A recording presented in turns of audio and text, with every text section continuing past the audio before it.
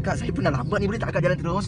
Nanti sampai kat depan tu, nanti saya bagi tahu kat mana nak pergi. Hujan ni Kak, Hujan. Terus Sini lah, sini lah. Okey. Ni Okey. Apa dia? Sebenarnya macam ni Kak, saya nak cakap terima kasih sangat pasal hujan lebat tadi. Jadi kat sini lah tempat dia saya kena turun tu. Hujan lebat Kak, duit bayar. Hujan lebat Kak, cuba Kak tengok hujan lebat Kak. Kasihanlah saya. Hei! Kalau yang pun bayar lah dulu gila. Maja.